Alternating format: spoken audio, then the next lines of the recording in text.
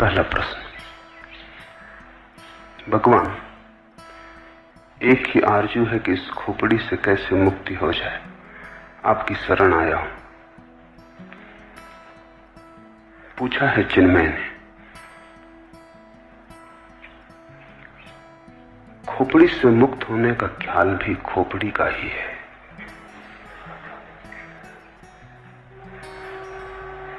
मुक्त होने की जब तक आकांक्षा है तब तक मुक्ति संभव नहीं, क्योंकि आकांक्षा मात्र ही, आकांक्षा की अभीप्सा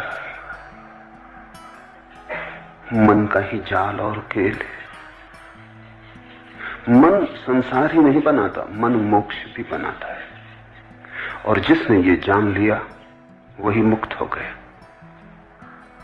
साधारणतः ऐसा लगता है मन ने बनाया है संसार, तो हम मन से मुक्त हो जाएं तो मुक्त हो जाएंगे।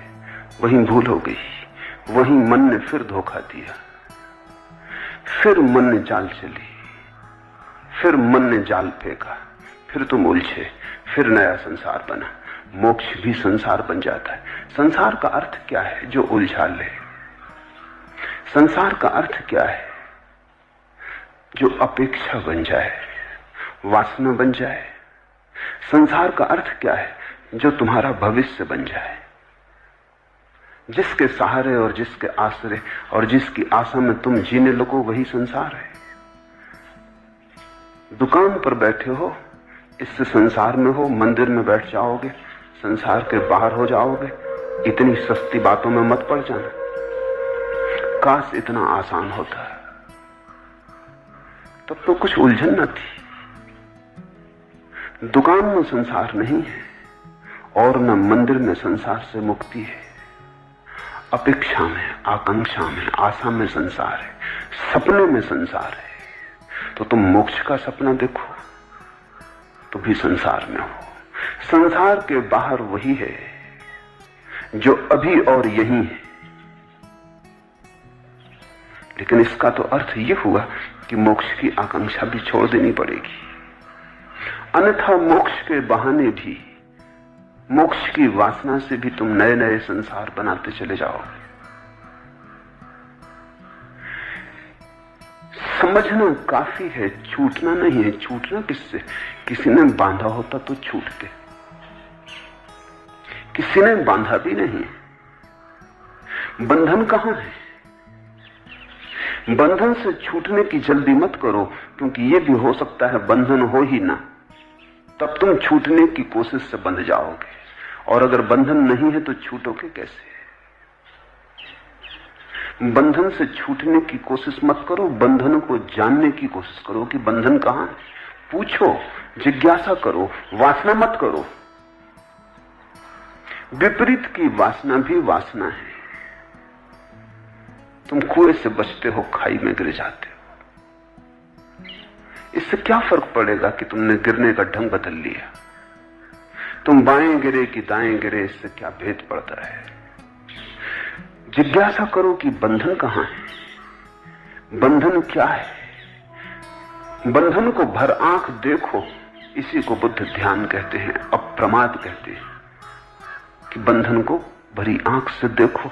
तुम्हारे देखने देखने में तुम पाओगे बंधन पिघला, बंधन गया, क्योंकि बंधन तुम्हारी मूर्छा है। अगर तुम जाग के देखोगे कैसे टिकेगा? बंधन वस्तुतः होता तो मुक्ति का कोई उपाय न था। बंधन केवल ख्याल है, बात में से बात निकल आई है, कहीं कुछ है नहीं। एक युवक भिक्षु नागार्जुन के पास आया और उसने कहा कि मुझे मुक्त होना है, और उसने कहा कि जीवन लगा देने की मेरी तैयारी है। मैं मरने को तैयार हूं, लेकिन मुक्ति मुझे चाहिए। कोई भी कीमत हो चुकाने को राजी हूं। अपनी तरफ से तो वो बड़ी समझदारी की बातें कह रहा था। चिन्मय ने भी यही पूछा है आगे प्रश्न में। सरफरोशी की तमन्ना अब हमारे दिल में है, देखना है जोर कितना बाजुए कातिल में है। उसने भी यही कहा होगा नागार्जुन को कि मरने की तैयारी है, अब तुम्हारे हाथ में सब बात है। मुझसे न कह सकोगे कि मैंने कुछ कमी की प्रयास में, मैं सब करने को तैयार हूं। अपनी तरफ से वो ईमानदार था, उसकी ईमानदारी पे शक भी क्या करे। मरने को तैयार था, और क्या आदमी से मांग सकते हो। लेकिन ईमानदारी कितनी ही हो भ्रांत थी। नागार्जुन ने कहा, ठहर, एक छोटा सा प्रयोग कर, फिर अभी इतनी जल्दी नहीं मरने मारने की, ये भाषा ही ना समझेगी, यहां मरना मारना कैसा। तो एक 3 दिन छोटा सा प्रयोग कर, फिर देखेंगे। और उससे कहा कि तू चला जा सामने की गुफा में, अंदर बैठ जा और एक ही बात पर चित्त को एकाग्र कर कि तू एक भैंस हो गया है। भैंस सामने खड़ी थी, इसलिए नागार्जुन को ख्याल आ गया कि तू एक भैंस हो गया है, सामने भैंस खड़ी है। उस युवक ने कहा जरा चिंतित होकर कि इससे मुक्ति का क्या संबंध। नागार्जुन ने कहा, वो हम 3 दिन बाद सोचेंगे।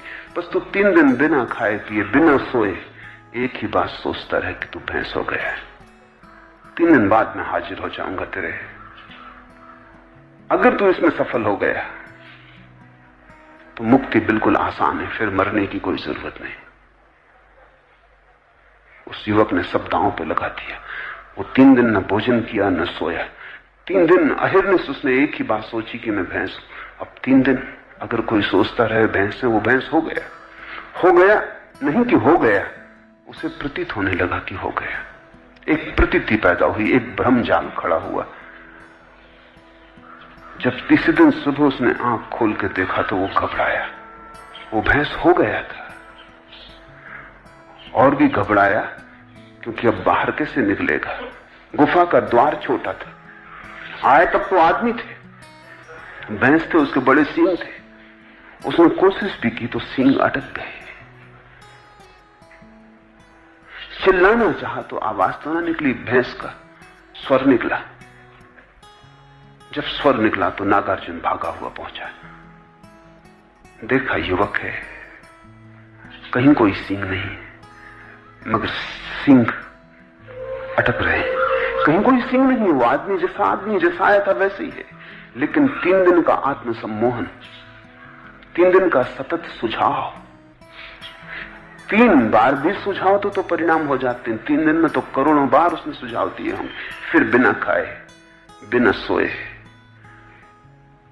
जब तुम 3 दिन तक नहीं सोते तो तुम्हारी सपना देखने की शक्ति इकट्ठी हो जाती। 3 दिन तक सपना नहीं देखा, जैसे भूख इकट्ठी होती है 3 दिन तक खाना ना खाने से, ऐसा 3 दिन तक सपना न देखने से सपना देखने की शक्ति इकट्ठी हो जाती। 3 दिन की सपना देखने की शक्ति, 3 दिन की भूख में भी जितना शरीर कमजोर हो जाता उतना मन मजबूत हो जाता है। भूख से शरीर तो कमजोर होता है, मन मजबूत होता है। इसलिए तो बहुत से धर्म उपवास करने लगे और बहुत से धर्मों ने रात्रि जागरण किया। अगर रात भर जागते रहो तो परमात्मा जल्दी दिखाई पड़ता है, सपना इकट्ठा हो जाता है। अभी इस पर तो वैज्ञानिक शोध भी हुई है और वैज्ञानिक भी इस बात पर राजी हो गए हैं कि अगर तुम बहुत दिन तक सपना न देखो तो हेलुसिनेशंस पैदा होने लगते, फिर तुम जागते में सपना देखने लगोगे, आंख खुली रहेगी और सपना देखोगे। सपना एक जरूरत है, सपना तुम्हारे मन का निकास है, रेचन है। 3 दिन तक जागता रहा, सपने की शक्ति इकट्ठी हो गई। 3 दिन भूखा रहा, शरीर कमजोर हो गया। ये तुमने कभी ख्याल किया, बुखार में जब शरीर कमजोर हो जाए तो तुम ऐसी कल्पनाएं देखने लगते हो जो तुम स्वस्थ हालत में कभी ना देखोगे। खाट उड़ी जा रही, तुम जानते हो कि कहीं उड़ी नहीं जा रही, अपनी खास पे लेटे हो, मगर शक होने लगता है क्या गया है तुम्हें। शरीर कमजोर है। जब शरीर स्वस्थ होता है तो मन पर नियंत्रण रखता है, जब शरीर कमजोर हो जाता है तो मन बिल्कुल मुक्त हो जाता है। और मन तो सपना देखने की शक्ति का ही नाम है। तो बीमारी में लोगों को भूत प्रेत दिखाई पड़ने लगते, स्त्रियों को ज्यादा दिखाई पड़ते हैं पुरुषों की बजाय, बच्चों को ज्यादा दिखाई पड़ते हैं प्रौढ़ों की बजाय। जहां जहां मन कोमल है और शरीर से ज्यादा मजबूत है, वहीं वहीं सपना आसान हो जाता है। 3 दिन का उपवास, 3 दिन की अनिद्रा और फिर 3 दिन सतत एक ही मंत्र, यही तो मंत्र योग है। तुम बैठे अगर राम राम राम राम कहते रहो कई दिनों तक, पागल हो ही जाओगे। एक सीमा है झेलने की। वो 3 दिन तक कहता रहा मैं भैंस हूं, मैं भैंस हूं, मैं भैंस हूं। हो गया। मंत्र शक्ति काम कर गई। लोग मुझसे पूछते मंत्र शक्ति, उनको मैं ये कहानी कह देता हूं, ये मंत्र शक्ति है।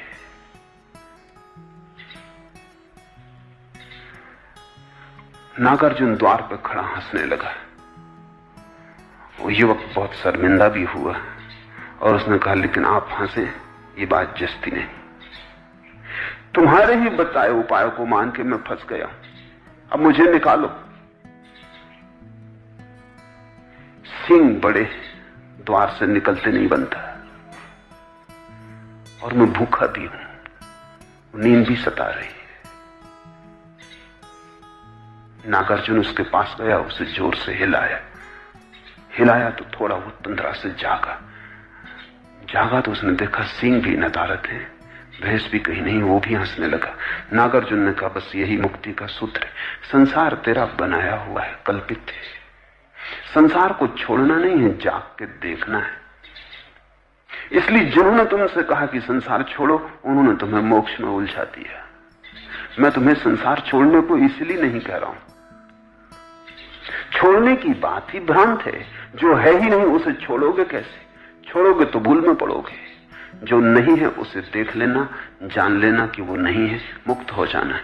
इसलिए बुद्ध ने कहा असत्य को असत्य की तरह देख लेना मोक्ष है, असार को असार की तरह देख लेना मोक्ष है। सारा राज देख लेने में ये तो पूछो ही मत कि खोपड़ी से कैसे मुक्ति हो जाए। ये कौन है जो पूछ रहा है? ये खोपड़ी ही है जो पूछ रही है। अगर इस खोपड़ी की बात मान के चले तो इससे तुम कभी मुक्त ना हो पाओगे। जाग के देखो कौन पूछता है, गौर से सुनो कौन प्रश्न उठाता है। ये कौन है जो मुक्त होना चाहता है? क्यों मुक्त होना चाहता है? बंधन कहां है? और जिसने भी जाग के देखा वो हंसने लगा, क्योंकि बंधन उसने कभी पाए नहीं। जागने में कोई बंधन नहीं। इसलिए बुद्ध चिल्ला चिल्ला के कहते हैं प्रमाद में मत जियो, अप्रमाद जागो, होश में आ जाओ। और तुम कहीं भी गए नहीं हो, तुम वही हो जहां तुम्हें होना चाहिए। भैंस तुम कभी हुए नहीं, तुम वही हो जो तुम हो, तुम परमात्मा हो। इससे तुम रत्ती भर यहां वहां न हो सकते हो, न होने का कोई उपाय।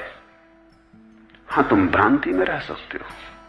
तुम अपने को जो चाहे समझ लो। मन शक्तिशाली है, तुम जो चाहोगे वही बन जाओगे।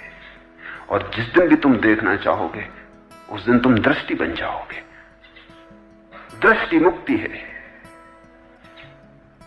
समझे थे तुझसे दूर निकल जाएंगे कहीं, समझे थे तुझसे दूर निकल जाएंगे कहीं, देखा तो हर मुकाम तेरी रह गुजर में है।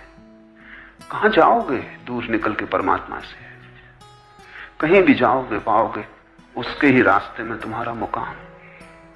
समझे थे तुझसे दूर निकल जाएंगे कहीं, देखा तो हर मुकाम तेरी रह गुजर में। हर मुकाम उसी का है, हर पल उसी का है। अस्तित्व से दूर जाने का उपाय कहां है? कैसे जाओगे दूर? हां, सोच सकते हो, विचार कर सकते हो कि दूर निकल गए। और जब दूर निकलने का ख्याल आ जाएगा तो तुम चिल्लाओगे, पूछोगे पास कैसे आ जाएं? अब जो तुम्हें पास आने का रास्ता बता देगा वो तुम्हें भटका देगा। क्योंकि दूर अगर निकले होते तो पास भी आ सकते थे। दूर कभी निकले ही नहीं, इसको ही जानना है। तो अगर सार में तुमसे कहूं, बंधन की तरफ आंख करो। जहां जहां बंधन दिखता हो वहीं वहीं ध्यान को लगाओ। बंधन ध्यान का विषय बन जाए और तुम पाओगे तुम्हारे ध्यान की ज्योति जैसे जैसे सघन होती वैसे वैसे बंधन तरल होकर बिखर जाता है। जिस दिन ध्यान की ज्योति परिपूर्ण सघन हो जाती, अचानक तुम पाते हो कि बंधन गया, सपना था टूट गया, नींद का ख्याल था मिट गया। बिखरा ध्यान हो तो खोपड़ी है, इकट्ठा ध्यान हो खोपड़ी गई। विचार ध्यान के टुकड़े, छितर गया ध्यान, जिससे दर्पण को किसी ने पटक दिया, खंड खंड हो गया। इकट्ठा जमा लो, बस उतना ही राज है। इसलिए ध्यान को चिंता, मनन, विमर्श बनाओ। खोपड़ी से मुक्त हो जाने की बात मत पूछो। खोपड़ी में कुछ भी बुरा नहीं, वहां भी परमात्मा ही विराजमान है। वो भी उसी का मंदिर है, वो भी उसकी ही रह गुजर है, वहां से वही गुजरता है। अगर तुम गलत ना समझो तो मैं तुमसे कहूंगा, विचार भी उसी के है, निर्विचार भी उसी का है, तनाव भी उसी का है और शांति भी उसी की, संसार भी उसी का और मोक्ष भी उसी का। इसलिए ज़ैन फकीरों ने एक बड़ी अनूठी बात कही है, जिसको सदियों तक लोग सोचते रहे हैं और समझ नहीं पाते। ज़ैन फकीरों ने कहा है, संसार और मोक्ष एक ही चीज के दो नाम है। ठीक से न देखा तो संसार, ठीक से देख लिया तो मोक्ष, लेकिन सत्य एक ही है। गैर ठीक से देखने का ढंग क्या है? आंख बचा बचा के चलते हो, भीतर काम वासना है, तुम उसे देखते नहीं, तुम्हारे न देखने में ही वो बड़ी होती चली जाती, भैंस के सींग बड़े होते चले जाते। भीतर क्रोध है, तुम उसकी तरफ पीठ कर लेते हो डर के मारे कि कहीं आ ही ना जाए, ऊपर ना आ जाए, किसी को पता ना चल जाए। भीतर भीतर क्रोध की जड़ें फैलती जाती, तुम्हारा पूरा व्यक्तित्व विषाद, दुख, उदासी, भय और क्रोध के जहर से भर जाता है। और जितना ही ये बढ़ने लगता है उतना ही तुम डरने लगते हो, जितने तुम डरने लगते हो उतना ही तुम देखते नहीं, तुम आंख बचाने लगते हो। तुम अपने से आंख बचा बचा के कब तक भागोगे, कहां भाग कर जाओगे? तुम अपने से आंख बचा रहे हो, यही उलझन है। बचाओ मत, जो है जैसा है उसे देख लो। और मैं तुमसे कहता हूं, उसके देखने में ही मोक्ष है। जिसने देख लिया ठीक से अपने को, उसने सिवाय परमात्मा के और कुछ भी न पाया। समझे थे तुझसे दूर निकल जाएंगे कहीं, देखा तो हर मुकाम तेरी रह गुजर में है।